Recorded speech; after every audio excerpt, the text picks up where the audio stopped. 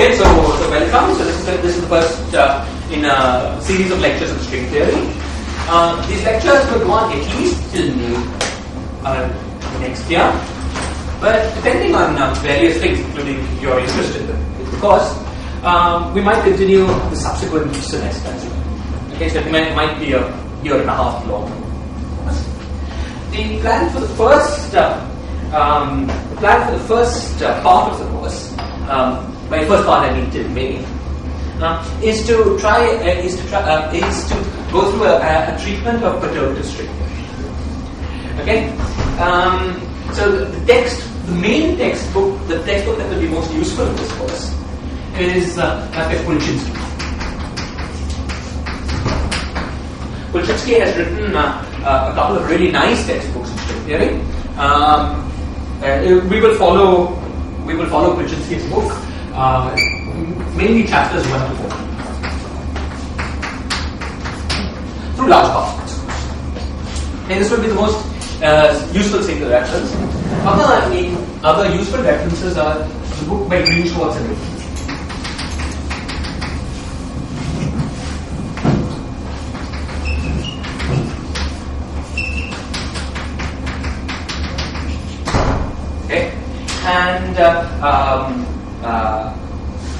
And another book that I found useful by learning string theory was a book by Lust and Tyson.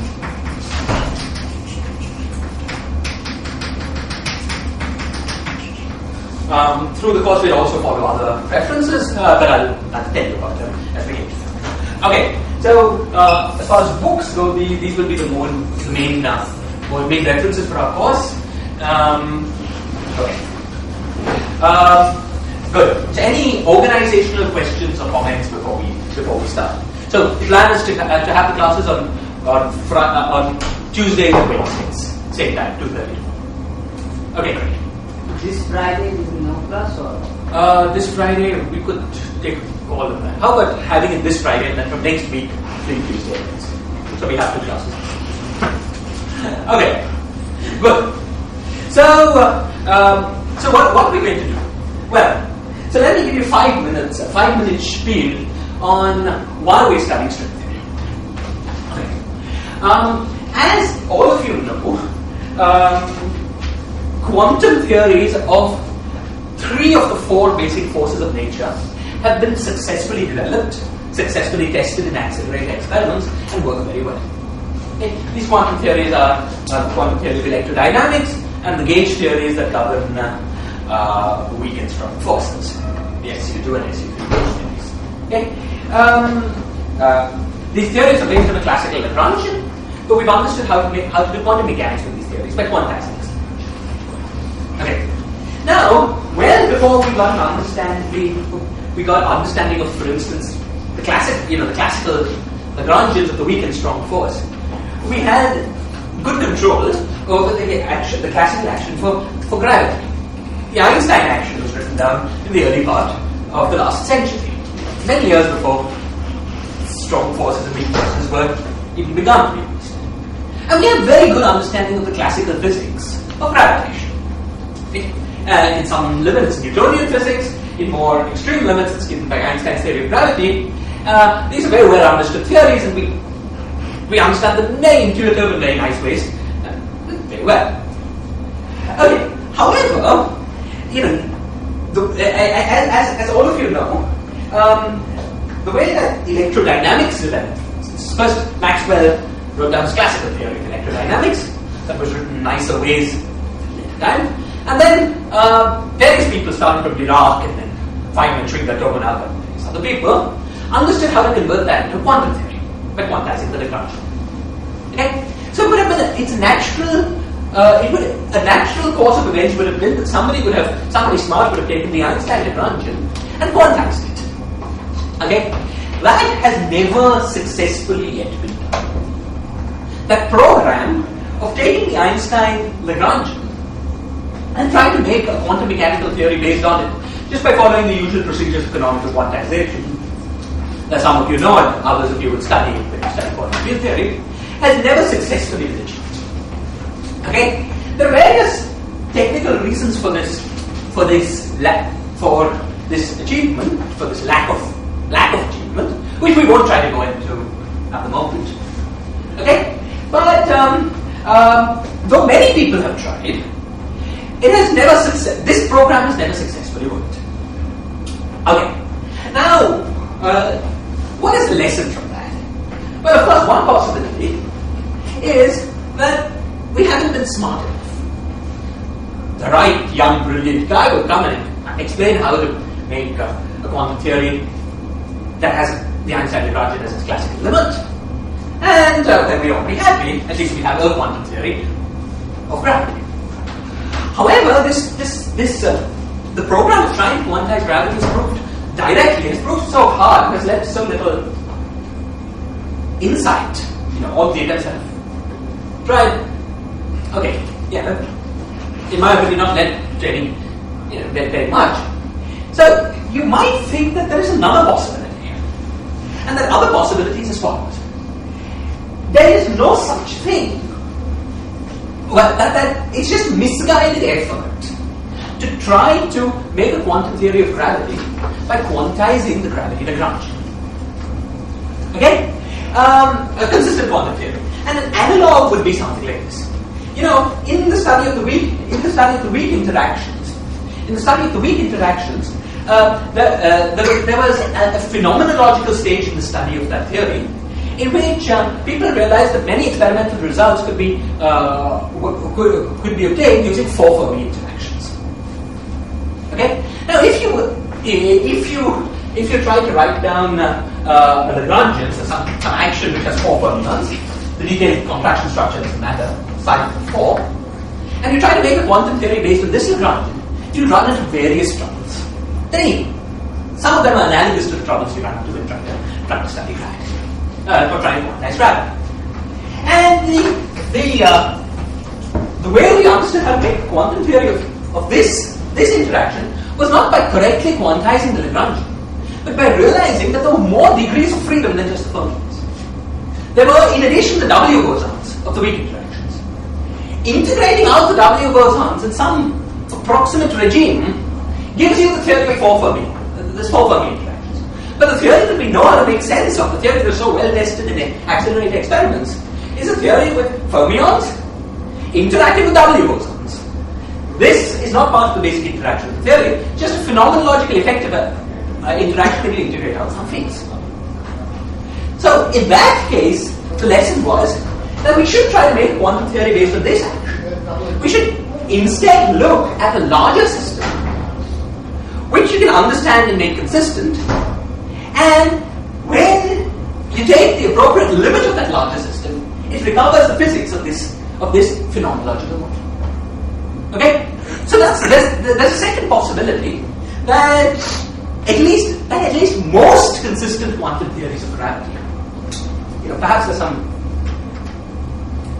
well, okay, we'll get to that at the end of this course, but that at least most consistent quantum theories of gravity should be thought of as larger systems with degrees of freedom that go beyond the graviton, but that for some reason, when you go to appropriate limits, the appropriate limits will be low energies. Okay? Reduces to the physics of gravity. So this is the second possibility in the game. Okay? Now, string theory is an attempt, is a formalism that implements possibility number 2. Okay? It is a consistent, as far as we can tell, consistent quantum theory that has many, many more degrees of freedom than just the graviton. Okay? But that at low energies reduces to a theory of gravitons interacting with some small amount of copper matter. Okay? Within the string theory, it seems clear, all of the statements that I'm making are statements that at various points in the history of the development of the field have been challenged. Some of these challenges have come very recently, 2-3 months ago. So everything I'm saying is based on current understanding, which may turn out to be wrong next week from all this in. But as far as we understand, if we look at string theory and we take the low energy effective action, the action of gravitons interacting with the other stuff, there is no sense in which you can make a consistent quantum theory just out of those fields. You need all the fields of string theory to make it all work. Yes, the effective dynamics at low enough energies is that of gravity. Okay? So this is the program that string theory implements. Okay? And it's the program that we're going to study in this course. Okay. Now, one or two comments, one or two more, it's just placement comments before we start the technical stuff. The first thing I want to emphasize is that string theory, as you will see as we go along, is in some sense badly named. Firstly, the string part of that name is not entirely accurate. Secondly, the theory part of the name is not entirely accurate. Strings happen to be just some of the excitations within this theory that we build. Okay?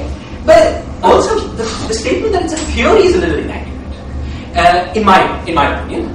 Especially, from the point of view of the experimentalist, string theory is more of formalism than a theory. Okay. As we will see, string theory, if we build it out as a theory, it will turn out to have many, many different vacuum states. The physics about each of these vacuum states will be inequivalent. A low energy observer sitting in one of these different vacuum states will see completely different physics. Where you are in the space of vacua, from the point of view of a low energy experimenter, is like parameters. So what string theory will turn out to do is to build a whole class of different low energy theories. Okay? So in some sense, it can be thought of, in my opinion, in fact, be more accurately thought of as a formalism rather than a theory. Okay? So it's a formalism within which it will prove possible to build consistent quantum theories of gravity. Okay? And we're going to study this formalism in this course. The second thing I want to say immediately is that, as I've already alluded to, it will turn out that the string formalism will be able to build thousands, an infinite number of consistent quantum theories of gravity. Okay? So in that sense, string theories of formalism, it's like quantum field theory. You can't ask, does quantum field theory reproduce the hydrogen atom? That statement makes no sense, because quantum field theory is formalism. A particular quantum field theory does reproduce the hydrogen, the physics of the hydrogen. Okay? In the same sense, string theory, at least in my current understanding of the subject, in my opinion, is formalism. And the question, which is of deep interest to all of us, but does string theory explain the real world, is as imposed as the question of does quantum field theory reproduce the spectrum of the hydrogen atom? You can't, string theory by itself can't reproduce the real world. It's a particular implementation of string theory, a particular theory within the string formalism that may or may not be the theory of the real world. Okay? Now, all of us who study string theory hope that is the case. But we have none at all, no experimental evidence, no terribly pressing reason yet to believe, no overwhelming reason yet to believe that is true. Okay? So string theory is a formalism. What it has, its successes so far have been that it has been a consistent formalism within which it has proved possible to make consistent quantum theories of gravity, a whole zoo of quantum theories of gravity, and in my opinion, it's the only successful attempts by human beings to make successful quantum theories of gravity. But once again, by quantum theory of gravity, what I mean is theory that is consistent and quantum mechanical, and that low energies is effectively described by gravity. I don't mean something that implements quantization with the Einstein equation. Okay? So, all the successes, and we'll see many of them as we study this course, all the many interesting things that emerge in the study of string theory, all the successes have been formal successes. They have been successes about relating one formalism, like gauge theory, to another formalism, like gravity, and understanding wonderful things about these various formalisms. But string theory has had no concrete success yet in implementing the theory of the real world. So which vacuum string theory, if any, is the theory of the real world? It's unknown, completely unknown. Okay? And there is no overwhelming experimental reason to believe that any of these is the theory of the real world. Okay? So string theory has been successful as formalism for quantum gravity. It is also an attempt at phenomenology. and formalism within which phenomenology can be placed. It's the only, in my opinion, the only formalism that we know of within which you can try to make the theory of the real world, because it's the only formalism that has both quantum mechanics and gravity in it. Okay? But it has had no concrete success yet in reproducing the real world. So you should not think that all the calculations we're doing are calculations about the theory of the real world yet. We don't know that that's true. Okay, so these are the general placement remarks I wanted to make about string theory. Any questions or comments before we continue to technical analysis? Please. What sort of a background would you recommend coming into this course? Okay, so the things that will be essential are an understanding of quantum mechanics, a very good understanding of quantum mechanics. That is what will be essential. Okay, things that will be useful is exposure to the general theory of relativity and exposure to quantum field theory. Okay, neither of these will be totally essential, but they will be useful. Good. Other questions or comments? Fantastic. Okay, so let's start. So, in the next 20 lectures or so, what we're going to try to do is to undertake so one more situation remarkable stuff. Okay, as you will see, the basic idea of string theory is that the various particles that make up the real world, well, this is an inroad into string theory, come by quantizing the motion of a little string, just like quantum field theory can be thought of as arising from quantizing the motion of particles. Okay? So, the next several lectures, at least 20 or so, will occupy us with the process of consistent quantizations of strings moving around in space-time. Okay? But before we get to that, let's back up a little bit and ask how we can quantize the motion of a bosonic relativistic particle moving in flat space. Okay? So our situation is R, let's say, d minus 1 comma 1, by which I mean we're in flat space with d minus 1 spatial dimensions at one time. And I want to understand how to quantize the motion of a relativistic particle moving around in this vacuum. Now, so in order to do that, what I want to do is to write down an action. So S is equal to something. Okay, but even before I talk about the action, I have to talk about the variables. What are variables?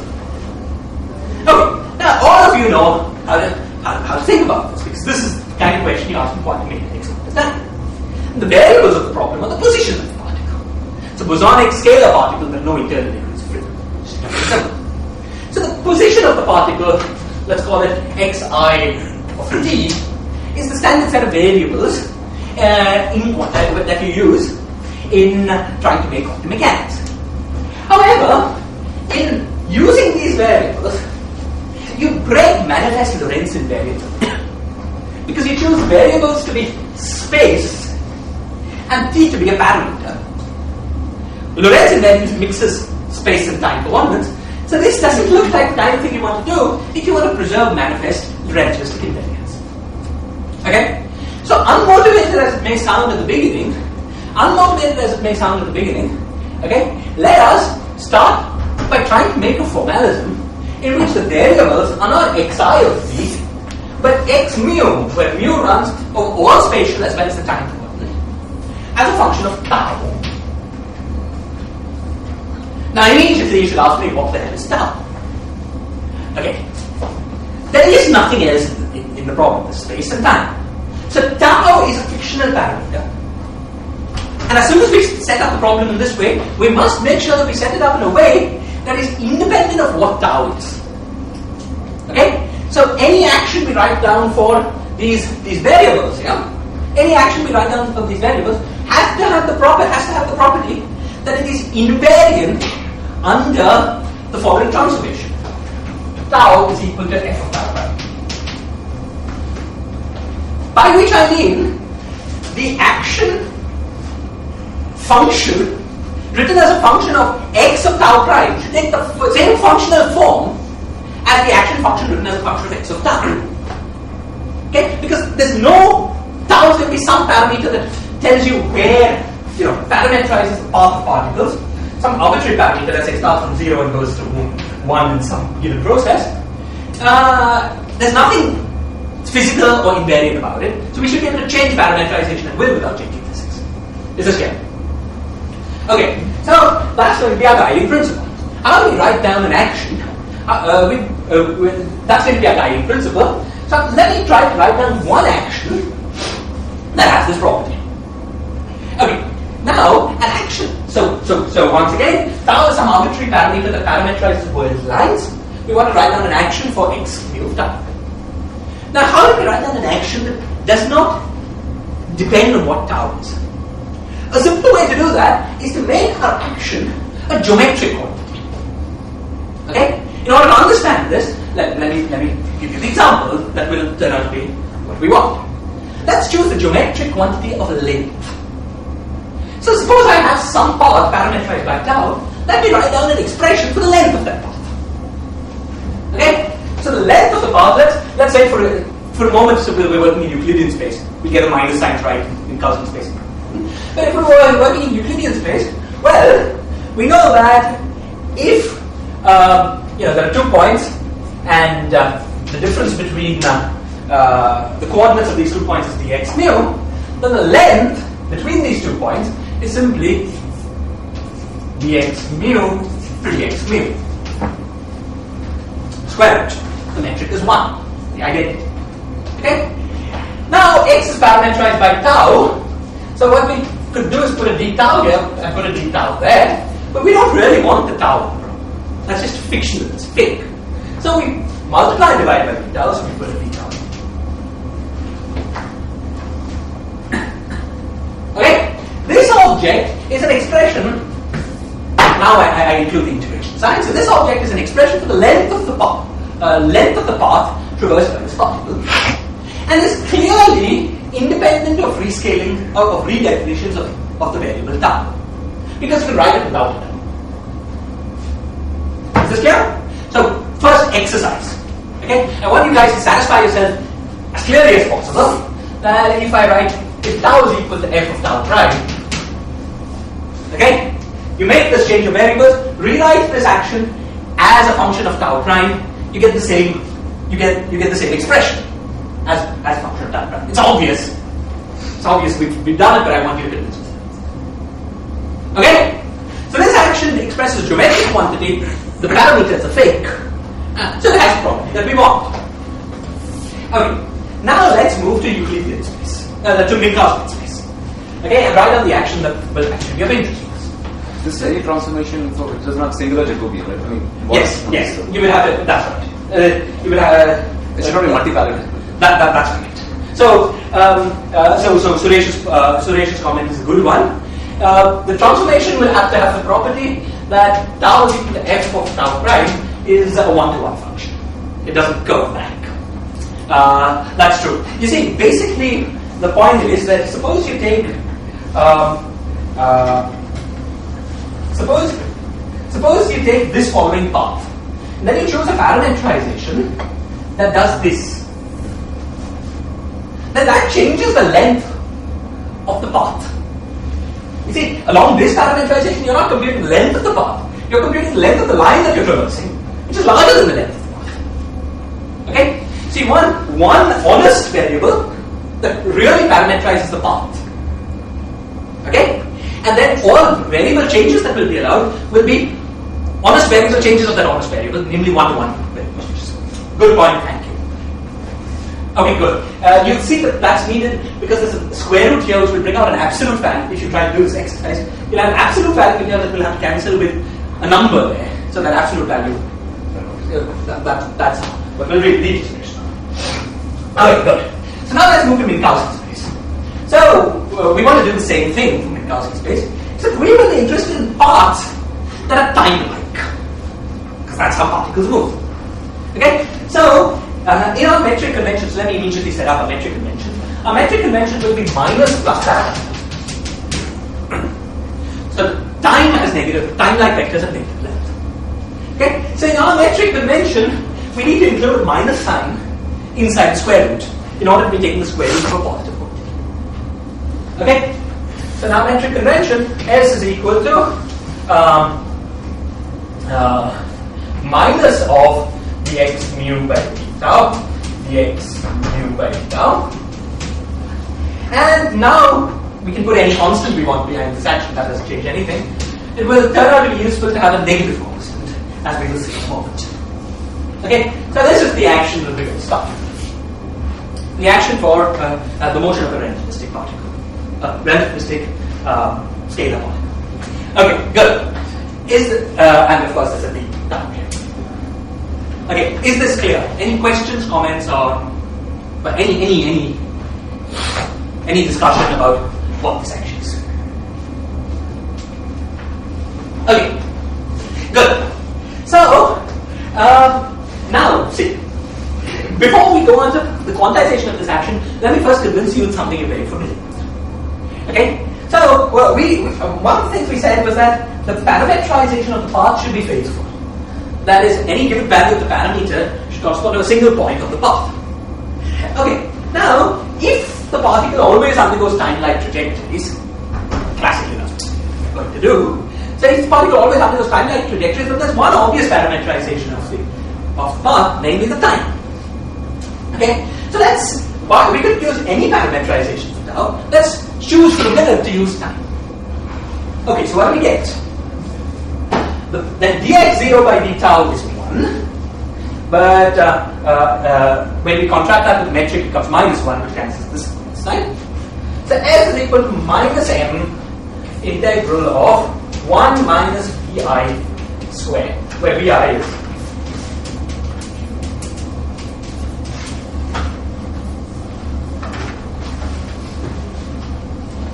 okay. Now, several of you identify this and have studied already the motion of relativistic particles and know this is the famous action for the motion of a relativistic particle of mass m. Which is, for those of you who haven't, let's check that at least reproduces the correct non-relativistic limit. In order to do that, of course, all through this course, the speed of light is 1, h cross is 1. Okay, we'll reinstate it with great difficulty if we need these things. So v is v units of speed of light. Okay, so let's see if we get the right non-relativistic limit. Let's expand on the square root. Once we expand on the square root, we get minus m plus mv squared by 2 plus higher orders. Minus m is a constant, it doesn't affect physics. Mv squared by 2 is the correct non-relativistic Lagrange. Okay, so we've started with the Lagrange that this was guaranteed to have the right non-relativistic limit, and in fact, well, is the famous Lagrangian for the motion of a relativistic particle. Okay, good. So the starting point makes physical sense, even though it looks pretty formal. Questions, comments about this? Okay, great. So I should have said that because this course is being videotaped, I'm not allowed to stray beyond this line and this line. If somebody catches me doing that, please push me back. Good. Now that we've agreed that we've got a good Lagrangian, we're going to try to quantize it. Okay, how do we do that? Well, let's just implement the standard procedures of canonical quantization. So what are standard procedures for canonical quantization? The first thing we do is to write down this action in canonical terms. The first thing we do is to compute the canonical momentum. The canonical momentum P mu, which is del L by del x mu dot. Okay, so what's that with Lagrange? Well, what do we get? So there's we get m by square root of minus x mu dot x mu dot. So dot is going to denote derivatives. Tau times x mu dot. The two minus signs are cancelled. Okay, now that we have the canonical momenta, you might think that in order to make quantum mechanics, all we have to do is to replace canonical momenta by derivative operators.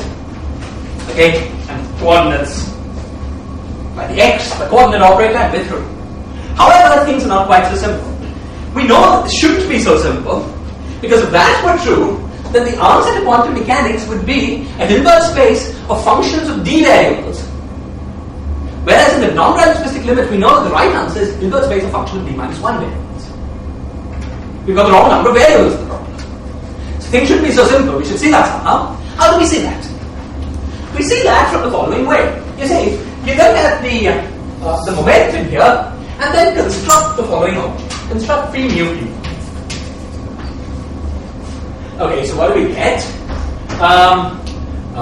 What do we get? We get m squared x mu dot divided by square root of minus x dot mu. Okay? So this thing is minus m squared into sorry? Square root is not there.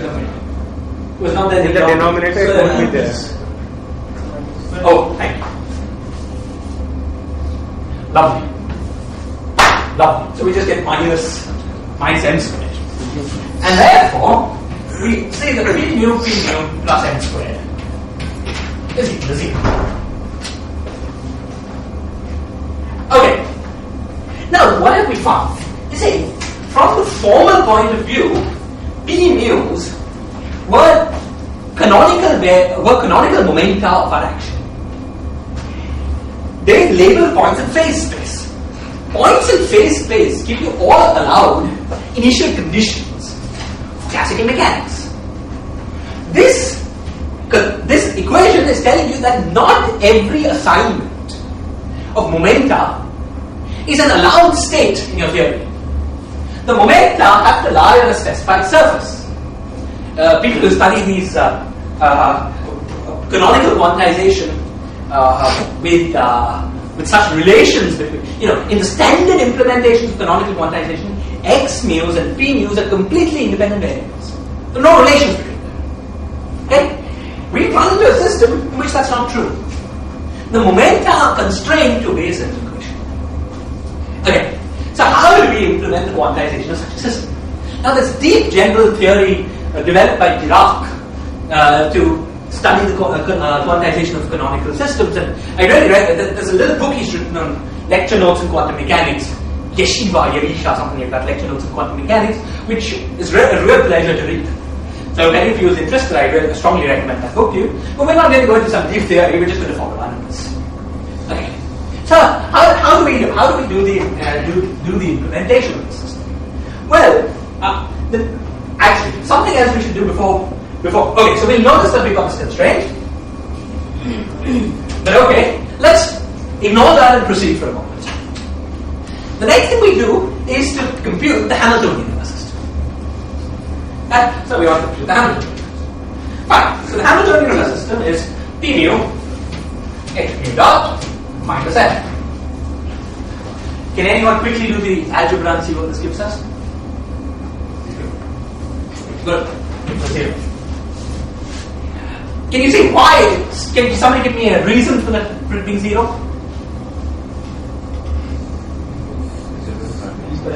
Very good. Hamiltonian generates shifts in tau, but tau is a fake variable. So shifts in tau should do nothing. At a more mathematically technical level, you see, the Lagrangian itself, was a homogeneous function of degree 1 in derivatives.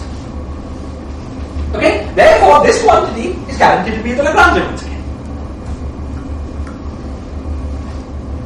Right? Because for any homogeneous function, you add the derivative of a variable times variable on that function, you get degree times the function. Okay? So, this was guaranteed to be 0. So, you see, we run the system with two odd properties. Firstly, the Hamiltonian just vanishes. Secondly, the system has constraints. These two properties, of course, are related. Okay. Now, if you were a master of Dirac's techniques of quantization, you would understand that his prescription for dealing with this system would be the following intuitive prescription, which I'm just going to tell you everything. The following intuitive prescription which says, go ahead and quantize your theory, ignoring the constraint, but implement the constraint as an operator equation that physical states have to satisfy. Okay? This is a so-called first-class constraint. I'm not even going to explain what that means. And this is the general procedure for quantizing systems. First-class constraints. Okay, you don't have to know the general theory. It's some formal bunkum. You know, as always, what we're doing when we have classical theory and you're trying to make quantum mechanical theory is to make any quantum mechanical theory that is consistent and has the right classical limit. So if you find a procedure that works, it's as good as anyone else's procedure, no matter how fancy it is. Okay, so that's what we're going to do. We're trying to find a procedure that works. Okay. So I'm clearing this set. So let's see.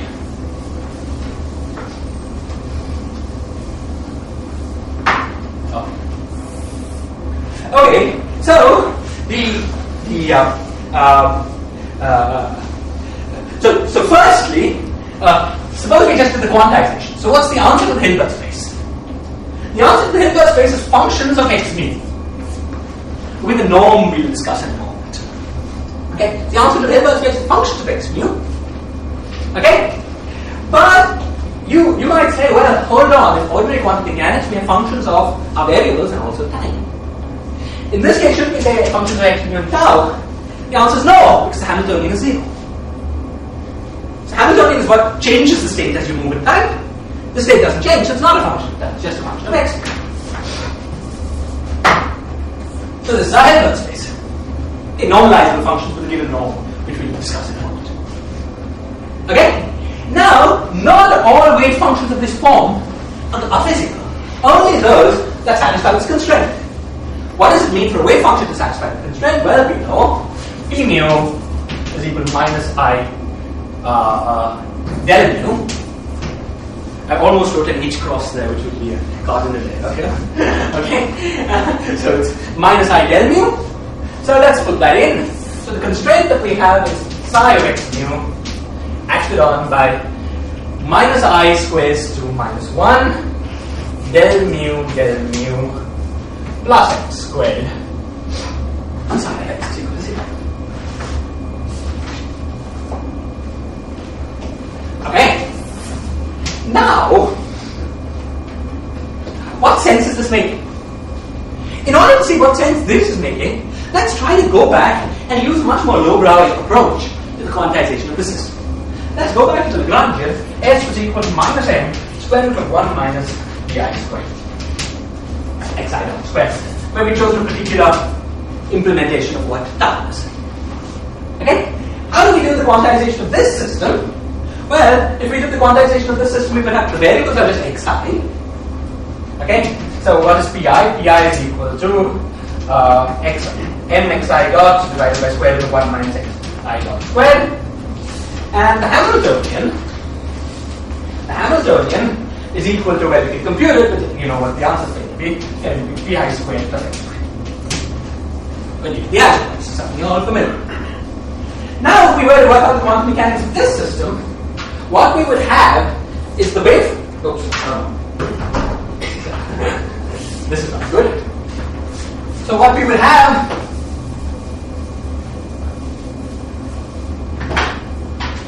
is the Hilbert space is a function of square integrable functions of xi, but the Hamiltonian is not 0. So it's also a function of time, and it's not. And this wave function obeys the Schrodinger equation. What is the Schrodinger equation? The Schrodinger equation is minus I d by dt, plus I d by plus I d by dt on psi is equal to h of psi. H is this. So that's minus del I squared plus m squared on psi. Now let's take this equation and square it. Act a little I d by dt again on the left hand side. Use the factors. Then so we square the operator. So what do we get? We get minus d by dt squared psi is equal to minus del I squared plus m squared on psi. Okay, which is the same thing as in our sign convention, minus plus d mu minus m squared on psi is equal to 0, which is minus the sequence. So that's right. Okay, so you see that these two methods of quantization given us the same answer. They've given us the same answer, but in different ways. You see, the constraint that came out of working with a constraint in our first way of quantizing was simply the Schrodinger equation that described time evolution in the second, more physical, more crude, but more safer way of quantizing. Okay? So we've got the same answer working in both ways. And I hope this has given you a feel for what these constraints do. The problem was, you see, what was the problem? The problem was that we started with too many variables. We pretended that our variables of the system were the time of the particle as well as the position. That was not true. What the system told us was that not every state was physical. Implementing that condition gave us an equation on wave functions. That equation is what replaced the Schrodinger equation from the more physical way of quantizing. And there was no Schrodinger equation in the less physical way of quantizing because the Hamilton was the same. Is this clear? We've got two ways of quantizing the theory. We've got two ways of quantizing the theory that give us the same result. Well, give us almost the same result so far, because I've not discussed the scalar product. Okay. Now, in the first, okay, this is not going to be, when we do it properly in string theory, we do it really properly, so I'm just going to make a couple of throwaway comments about the scalar product, just so that you know. The wave function that we naturally get using, so let's, now that we've seen this, let's divide our board into two sections. There's physical, so S is equal to minus m, 1 minus vi squared, and then S is equal to minus m squared root of minus x squared. Okay? We got a wave function and doing the quantization here. Let's give it a different name. So let's say the wave function is equal to phi. So I'm sorry, I called it psi here, but I'll change it.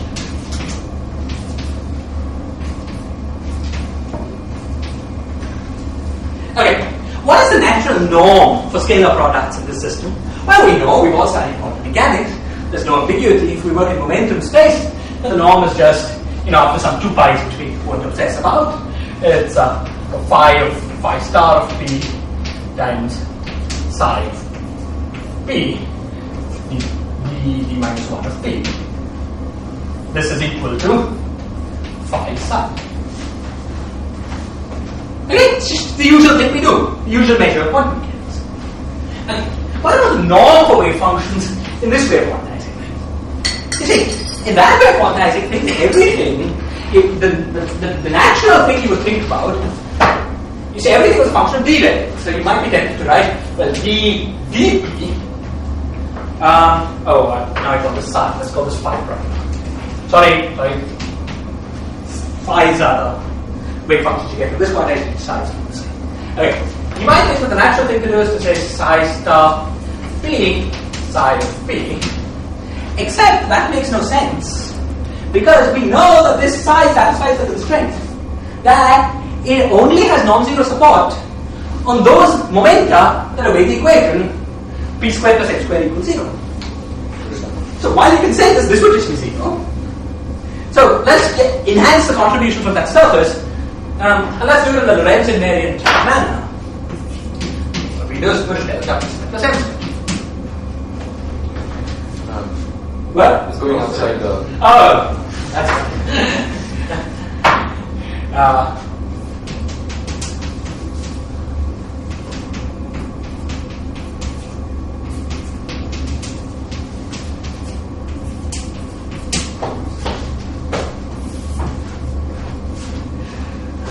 Okay, now this looks very nice and satisfactory. It's clearly Lorentz invariant. It's a nice norm. But I'm going to leave it as an exercise for you to check. These two norms are only the same. Only if these two wave functions are not quite equal. In fact, the conversion that works, can somebody do it in real time? Well, the conversion that works is that psi of p is it equal to square root of 2 times phi.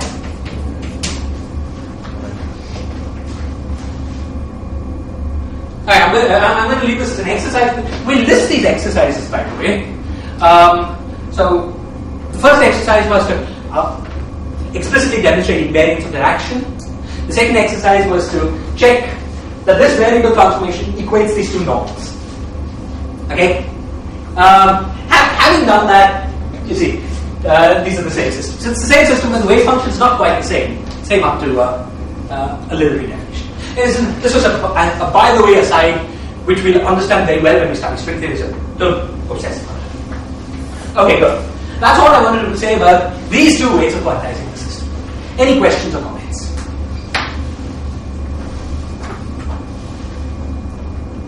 Fine. So, before we turn to the quantization of string theory, I want to talk about one or two slightly. I want to kill this system to death. It's a very simple system. We know everything there is to know about it. But I want to approach the quantization of this system from many different ways, points of view, so that when you see the same kind of when we do more complicated things like quantizing a string, you will have many options in your hand and use the one that's most convenient. Okay? So, it's not that I expect to learn any new physics about a free particle. We know everything there is to know about it. But anyway, we're going to kill this problem to death. So let's continue. So, the next thing I'm going to do is to take the action, the fancy action, and make it even more fancy. Okay, so fancy action is minus m square root of x mu dot squared minus. And, while this is a perfectly legitimate action, it's a little odd and it's a little ugly because it has this horrible square root. Now, when you're dealing with something as simple as a free particle, you can deal with ugliness, okay? But when you do things that are more complicated, the ugliness will come and kill you. Okay? So, question, can you take this action and rewrite it in a way that's classically equivalent that makes it look pretty? Okay? Answer yes, and let me do it. Okay, so I'm going to have to look up the signs.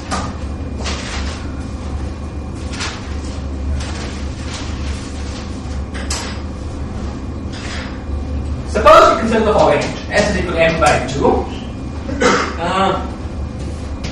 x mu dot by e minus. And now you're going to ask me what is e, and I say, well, it's a new variable. So instead of dealing with the system with d variables, we're now dealing with the system with d plus 1 variables. Okay, we decided to if you go from d minus 1 to d, who's going to stop if you're going to d plus 1? Okay, so now this looks like an odd system. So before we let us check that this system has something to do with that system.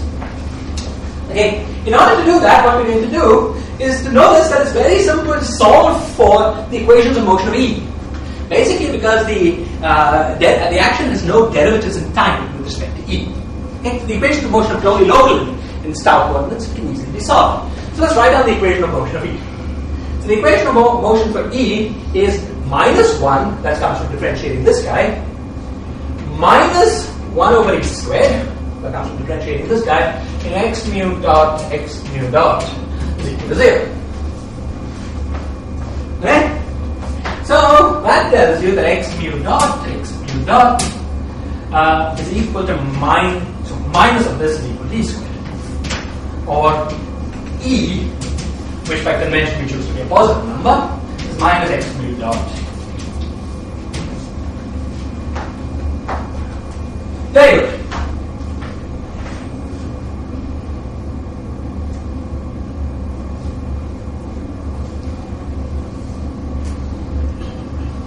Now,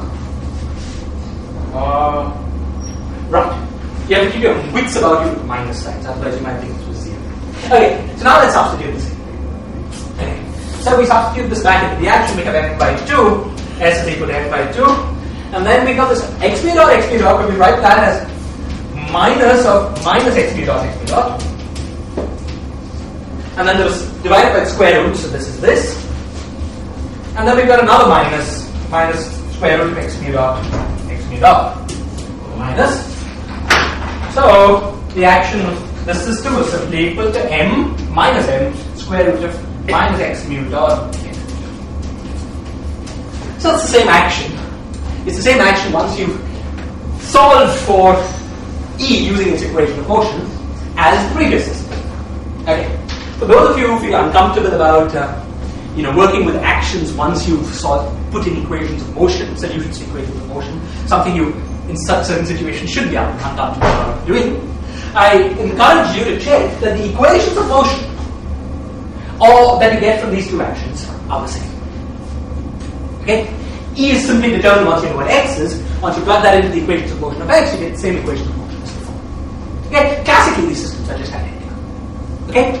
The reason we've done this ugly business by introducing a d plus 1th variable in a system with actually d minus 1 variables is that the action looks much simpler like this. Okay? That is the equation of motion for E, but it just demands that the momenta are the same for both actions. So the momenta here is like x dot by E basically, and if you wanted to be x dot by root of x dot, then you would have wouldn't that give the value of E? Sorry, I didn't understand. So you write down this action in with d plus 1 variables, demand the momentum that you get from this action for the free particle is the same as the momentum from the other action. Yes. Wouldn't that fix the value of E? Good, I understand what you're saying. It's a consistency check that had to work. But it can well be that that is the value of E determined by dynamics, which we've checked. So the way I would word what you're saying is that now that we've done it, we can plug into the equation for the momentum force, and we'll find the same. Everything will be the same once you plug it. So why should we be actually uncomfortable or plugging it back in, plugging that thing? I mean, you have increased one parameter in the space of functionals, and you're setting that, fixing that, but once you're fixing that parameter, you're reducing the number of parameters by one. Yeah, well, you should in general be uncomfortable about plugging solutions into an action, because you get equations of motion from an action by performing all the possible variations of that action. Okay, but if you see that equation as a constraint, so you're again reducing all the parameters by one, so you're going back to right. So there's some situations in which it's correct, okay, but there are other situations in which it's not correct. Okay, there's an analogous question you could ask. Okay, it's not the same question, but it's analogous, and all of us are familiar with that. Okay, so let me remind you of that. The analogous question is, when can you plug in a gauge condition into an action? Okay, suppose you decide to work with the gauge A0 equals 0 into an action, and you plug that into the action, all the equations of motion that you will get from that action by varying with respect to AI are correct equations of motion. But you miss an equation of motion. Okay, you miss an equation of motion because there was the variation of A with respect to A0, which will give you Gauss law, which you missed. So that's the kind of thing you have to worry about. In this situation, I completely agree with you. It's correct. It's fine, we should be checking it. Okay, but now let's move on. So now we want to make a quantum theory corresponding to this action. How do we do that? Well, we just follow the usual canonical procedure. We follow the usual canonical procedure, and what does that give us? Well, the first thing we say is that there's no time derivative, there's no x dot tau derivative of E. So PE is 0. Okay, what about the canonical momenta, like calculations? Okay, so phi mu was what? Well, we get m x mu dot by E.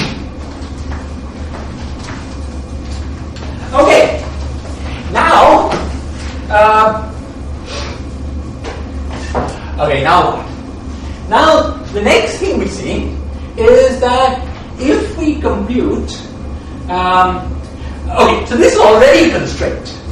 That a momentum conjugate to a particular variable is identically 0, is telling you it can't be a normal phase space, you have to be some submap for the phase space.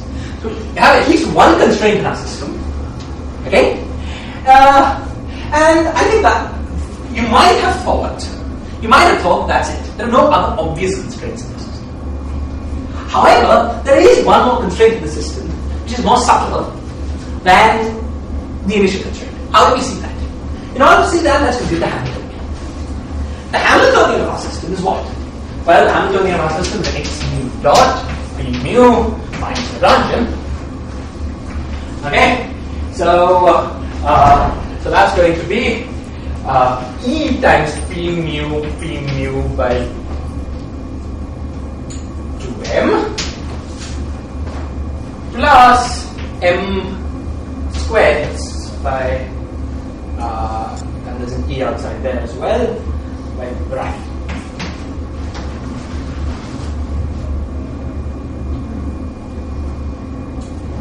There's a scalar part that's constant, just reverse the sign, and this part is exactly like the standard Lagrangian with m replaced by m by e. Okay, good. So you remember that we had as a constraint in our system that PE was equal to 0. But this is a constraint on phase space, but now we have a Hamiltonian that is not 0 in our system. So suppose we start with an object that meets this constraint. If we act on it with time variation, we act on it with the operator that generates time variation, it could leave this constraint space. That would be bad, because we should demand that our particle always sits in the constraint manifold. Okay? So let's check whether it does or not. How do we check that? The way to check that is to check what the Poisson bracket of PE constraint is determined. But that's very simple, because the only thing that it does not have 0 Poisson bracket with is E. Okay? So this Poisson bracket is proportional to P mu plus m squared. So it's not 0 unless P mu plus m squared is 0. That's the second constraint we have to impose on our system in order to have consistent dynamics. Okay, now if we check that that's it. Basically, because P mu plus m squared itself commutes with the Hamiltonian, yes, obviously. Okay, so there's nothing else. The system is closed here. We impose these two constraints: PE is equal to 0, P mu plus m squared equal to 0. Nothing else to do. Okay, now let's make our quantum mechanics for this system.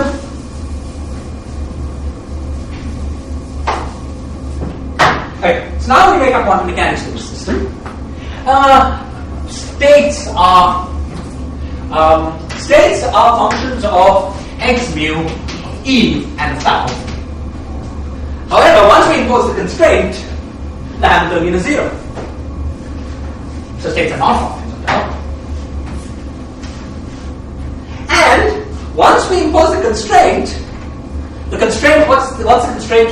P is equal to 0. That's d by de minus I d by de of psi of x mu e.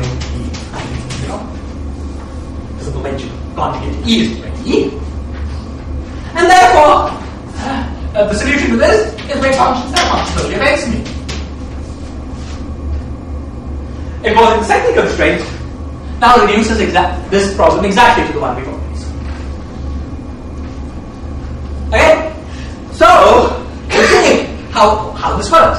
We start with a system with just one variable, but for each additional unphysical variable that we imposed, we had an additional constraint. And that knocked it back down to the right answer when we did things carefully. Okay, questions or comments about our third way of quantizing this?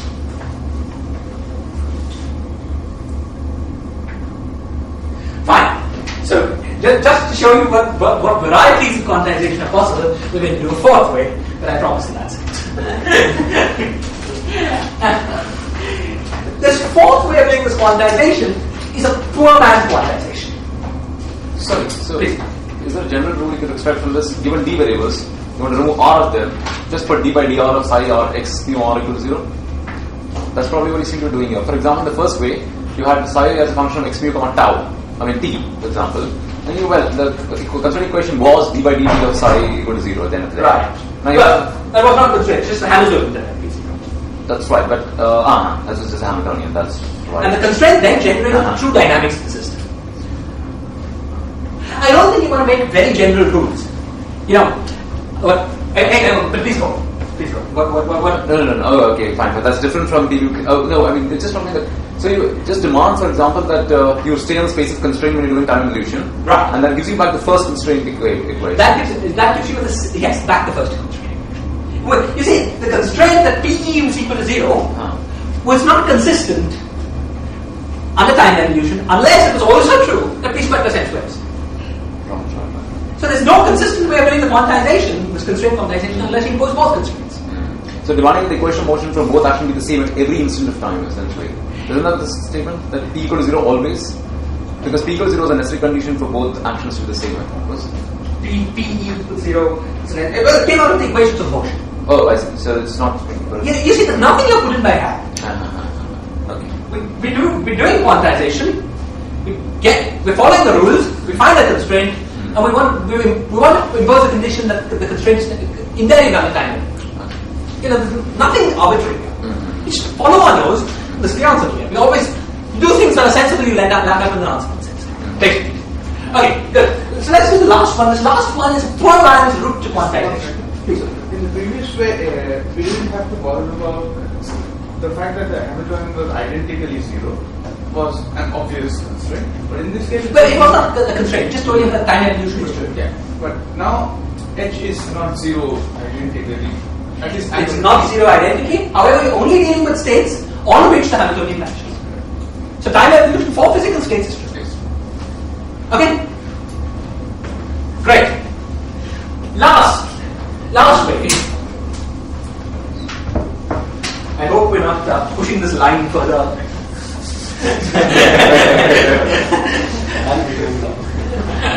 Okay, last way.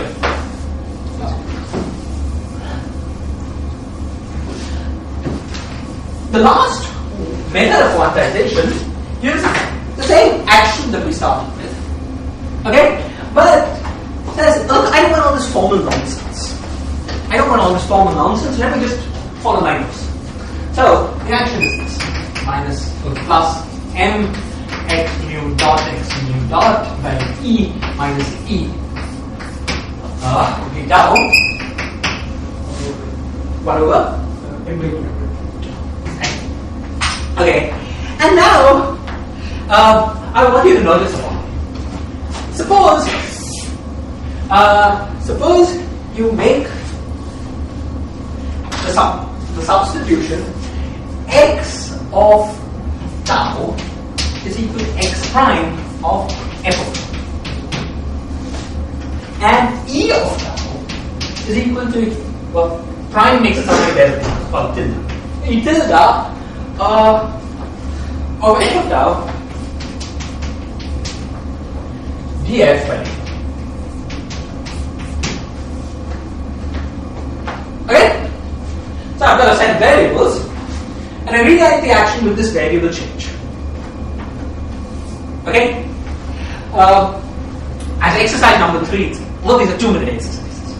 Okay? I want you to check that this action can be rewritten as m by 2 x tilde dot mu x tilde dot mu by e tilde minus e tilde.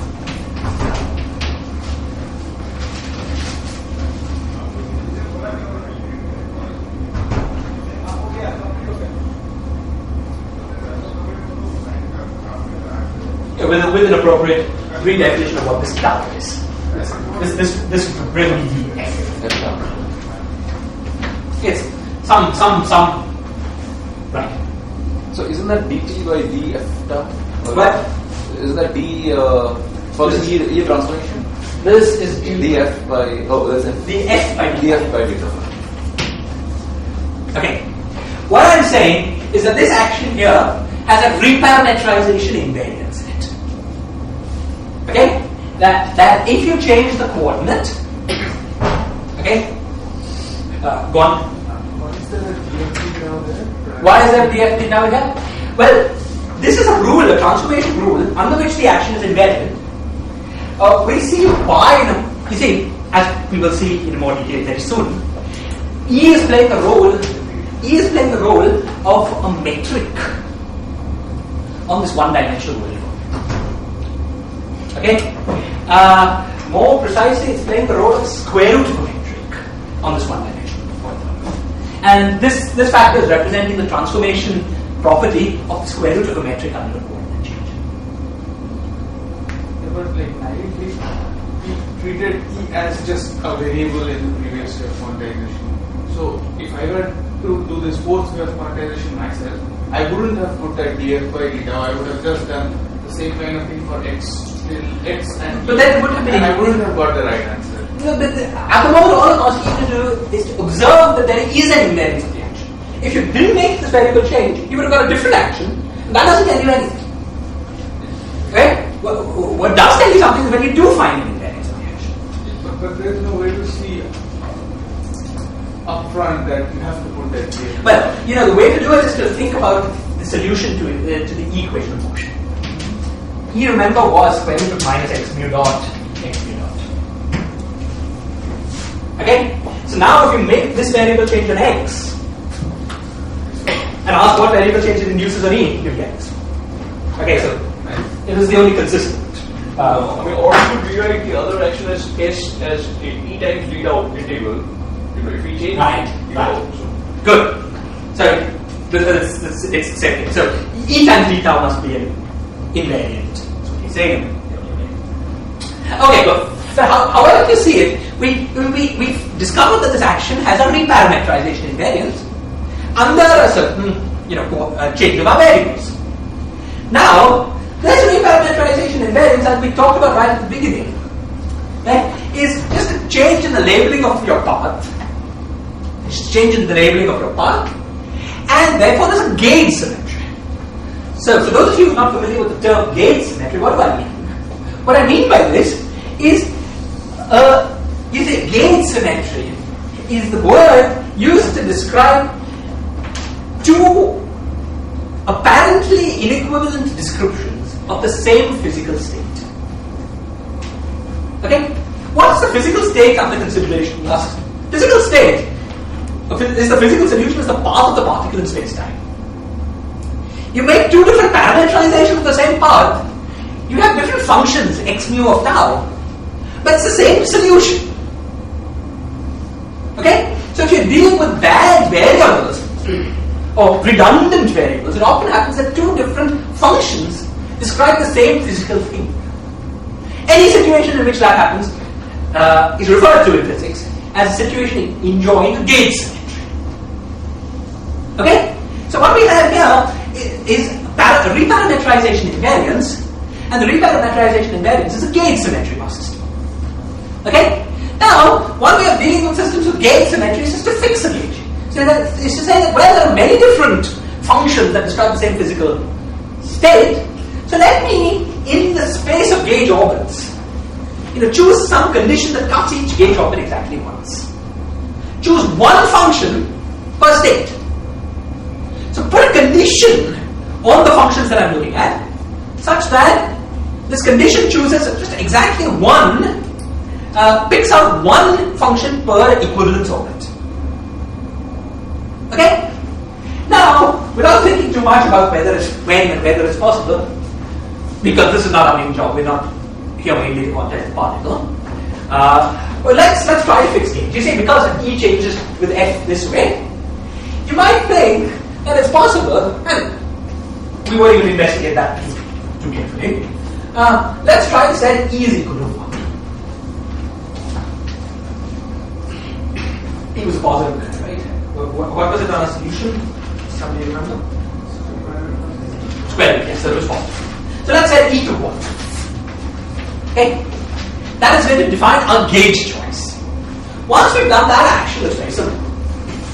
S is equal to m by 2 x tilde mu dot x tilde mu by 1 minus 1.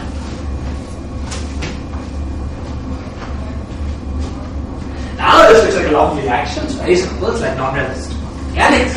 So you might think, well, let me do my quantum mechanics by making this choice of gauge, working in this gauge, and doing my quantization. Okay?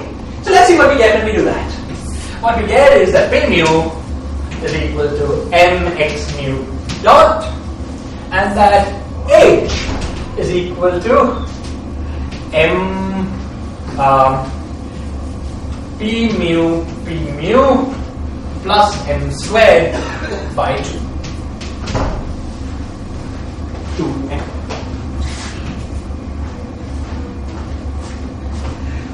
Now, this is the first time that we've done something. You see, this fixing gauge is slightly fishy thing to do, as we'll discuss in a moment. We've done something fishy and we ended up with a fishy answer.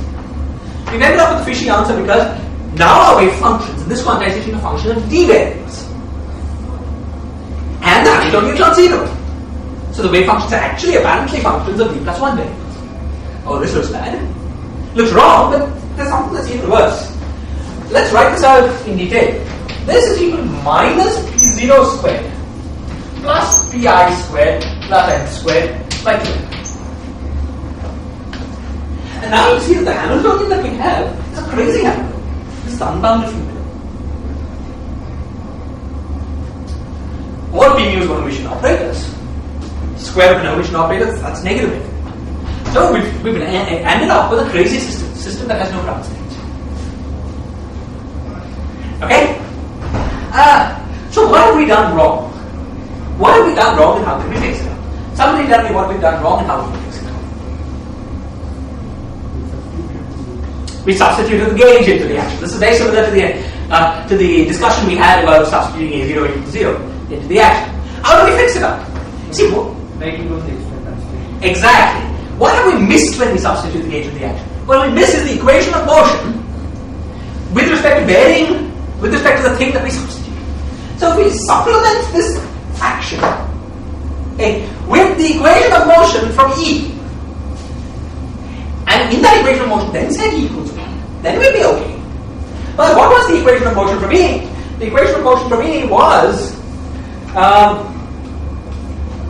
x mu dot the minus divided by 1 because E is 1 minus 1 equals 0, which you can easily see is the set is our good old p mu dt plus n squared.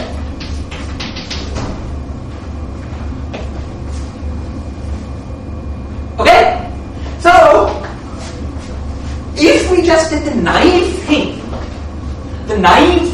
thing of substituting the gauge into the action, but we remembered to look at the equation of motion from the degree of freedom that we've eliminated and impose that as a constraint, then we get the right answer. Because now we're back to our I can't remember which is the way of quantizing numbers, maybe the first way of quantizing. Okay? So this is a useful thing to keep in mind. You see, this problem was so simple that we could carry out any way we wanted of quantizing each in 5 minutes.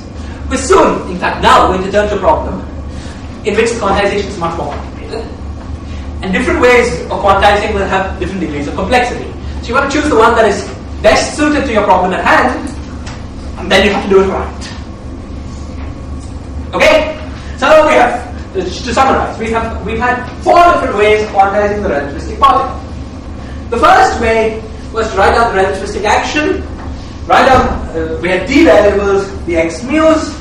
There was Hamiltonian was 0, so it was not a function of tau.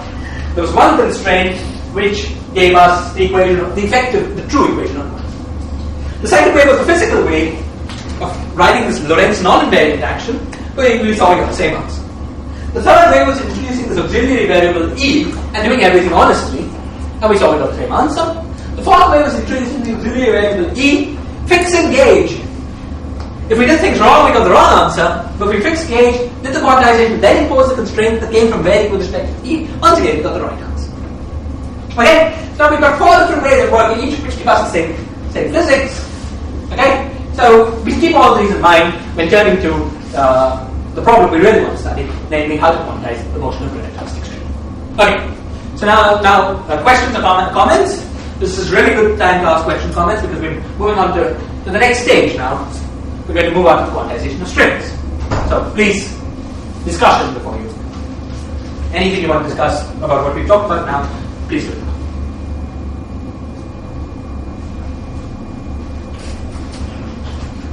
If there's no question about this stuff, can I ask something about some of the philosophical things? Please, go ahead. Okay, if you're saying that string theory is a theory, it's not really a theory in the sense that it's not talking about experiments. We're not describing the real world. Yes.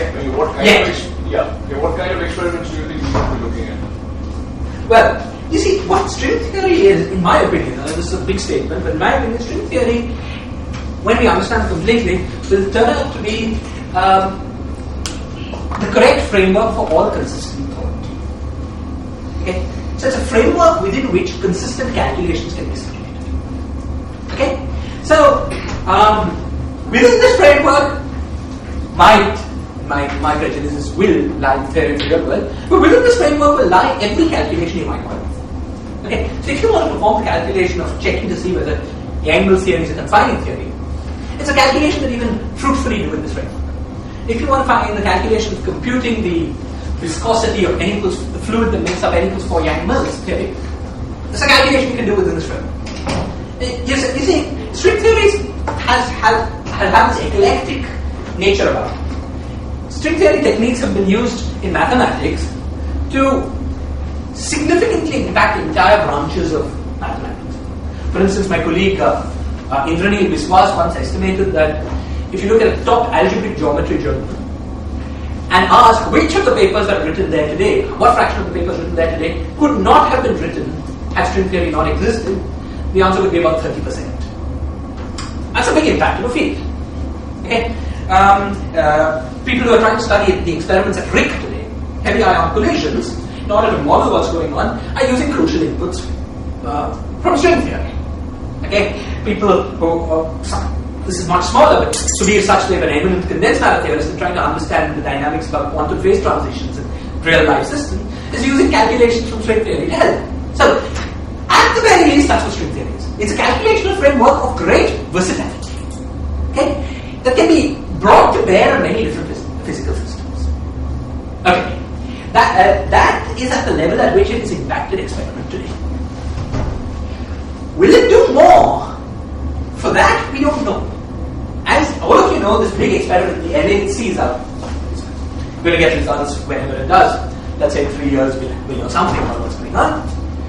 If it turns out that supersymmetry is a feature of the real world, then even though supersymmetry is not a prediction, it's not a low energy supersymmetry, it's not necessarily a prediction of string theory. No, the study of string theory is a place where the idea of supersymmetry emerged. First supersymmetric action was the one written down over the shape of string. So, how these ideas are going to impact experiment is hard to say at the moment. The most direct way in which it might is if you find the right implementation of the real world with string theory. But even without that, the study of string theory has already had a significant impact on the study of physics in various different fields. And perhaps even more so in the study of mathematics. And in my opinion, is likely to just keep having more. Because it's the most powerful, in my opinion, calculational technique that human beings have hit upon. This is my take. Other people would say different things. This is good. Okay. Other questions, comments? You put the value for E as 1 in this focus. Right. So, but would it come out and then we finally had to add in the constraint equation, which is the equation. Is it the same thing as putting the determinant of the E and theta of variation that goes to 0? I didn't understand. Putting what? We have this F theta in the transformation of theta. Right? Now, under a variation of tau, F theta changes in some particular fashion. Right. And saying that should be put in as a Dirac delta function into your action. No, I don't. If I understand you right, you're thinking of sort of Fabry-Popov tenets fixing, and the variations of gauge conditions help determine the measure of the path. We've not reached such subtle issues yet. We didn't. That's like a small addition to what's going on. This is much more basic. So I don't. My answer is I don't think that's the same issue. Okay. Choosing a particular value of E is basically cropping up from choosing a particular form for F, right? Yes, you're fixing your eta method. Exactly. You choose F. In fact, you choose F so that df and eta is 1 over U. Yeah, that says eta is 1. Now, okay. Now, E is basically it's for the consistent.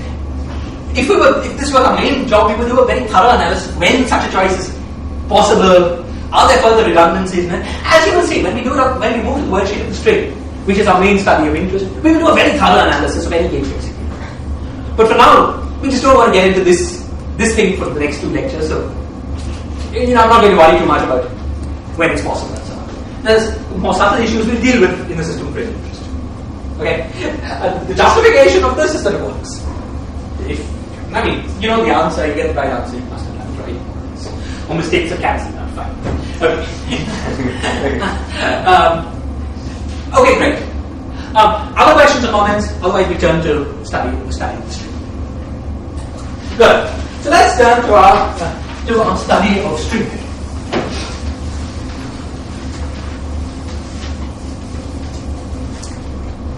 Oh, something I should have said, of course, is that the equation that we kept encountering, this d squared minus d squared plus m squared upon psi equals 0, of course, the famous equation for the quantum mechanics of a relativistic scalar particle is Klein-Gordon function. Okay, that's a famous thing, of course. It's the correct way to study scalar fields. We get this just by quantizing a relativistic particle, as you would expect. Okay. Fine. Now, what we're going to try to do now is to quantize the motion of what's called a bosonic string. What is the word bosonic mean? Well, it means that the result of this quantization will give us particles in space-time that are only bosonic. Actually, on a more technical level, it means that on the word sheet, you'll see what that means. We'll only deal with bosons. We'll come back. We'll come back to improving this. We want to measure this real world, for instance. It's made up a lot of fermions. Fermions are very interesting. But we're doing this in round 1. Round 1, you ignore technical complications to try to quantize a bosonic string. Okay. So, how do we go about this? So, what's a string? So, string is an object whose history in space-time is 2-dimensional. Okay, it's an object with a loop, but also moves in time. You can think of the world volume of the string as a little cylinder in space-time. Okay? And what we want to do is write down an action for the motion of the string. So an action that depends on the world volume, cylindrical world volume of the string. Okay? So first let's hit upon some parameters. Let's choose sigma as one of the parameters. Sigma, of course, as always, we will never say much about the parameters, except for this one statement. Sigma will be chosen to lie between 0 and 1. And every field will be periodic in sigma. What we're doing by saying this is enforcing the topology of our surfaces, enforcing that we're studying cylinders. So, sigma is one of our variables, everything's periodic, sigma from 0 to pi. The second variable is tau. We say nothing is, tau goes from minus infinity to infinity, nothing is periodic in tau. You are talking only about closed strings now? At the moment, yes. Okay. So, good. So, those are parameters. What are our variables? Our variables are x mu of sigma. Okay. Once again, this is physically redundant. These variables are physically redundant. Of course. Okay? Because you could trade, you could use one of the coordinates in space in some sense. You can use time for tau and some other function of spatial coordinates for sigma. So actually the real number of variables is d minus 2. Okay? But we're not going to worry about that. We're not just going to carry out the formal quantization procedure, do it right, and get the answer out of it. Understand that we actually have a unit. That should be the result. Okay, so these are variables. Next question, what is the action? Now, when we study the motion of particles, in order to choose the action, we chose as the action a geometric quantity. That is a good thing to do because it ensured that our action was reparametrization. It's purely geometrical, so it doesn't have dependent parameters. Let's try to do the same thing for a string.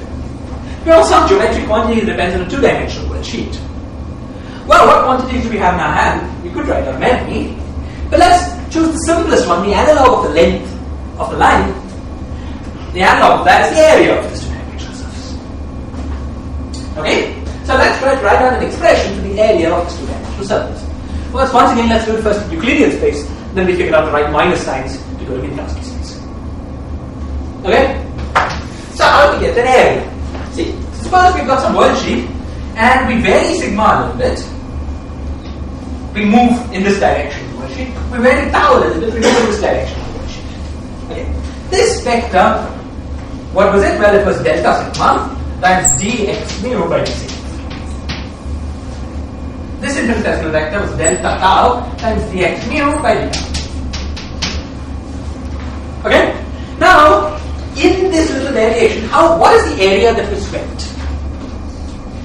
Well, this is an elementary question. It's an elementary question which you could ask a high school student, and he would think and say, well, it's a parallelogram. It's a parallelogram generated by two vectors. So the area is A, B times sin theta. And theta is the angle. A is the length of the first vector, B is the length of the second vector, sin is theta is the angle. Okay? But, we want to address this in slightly more, write this in a more invariant way. So it would be useful for us to write this as square root of A squared, B squared, 1 minus cos squared. Why is that useful? It's useful because each of these expressions can now be written as a dot product. This is A dot A, this is B dot B, and this is A dot B whole squared. Okay, so the area is square root of A dot A into B dot B minus A dot B, the whole thing squared.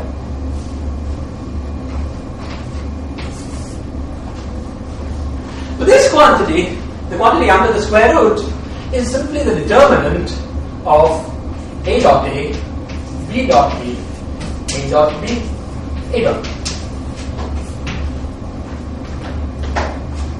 Okay? And now let's remember what A and B were. A and B were these quantities.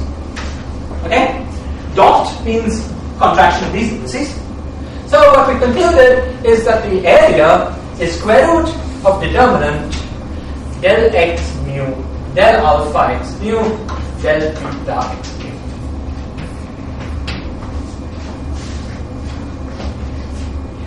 Is it over? It's almost 5 minutes. 5 minutes. Okay, so you understand what this matrix is. It's a matrix whose indices are alpha and beta. It's a 2 cross 2 matrix, and we've written this down in this nice compact way. Fine. Now, we were, as we discussed, we would be interested in strings that are moving in this nice tag-like fashion. Okay? Therefore, one of the two of A and B will be a time-like vector. So, for instance, if we chose things that were orthogonal, this quantity would be negative. So clearly, if we want to be working with, Minkowski situation, we want the minus sign there. And so finally, we'll choose the action to be t now before the sign minus t. So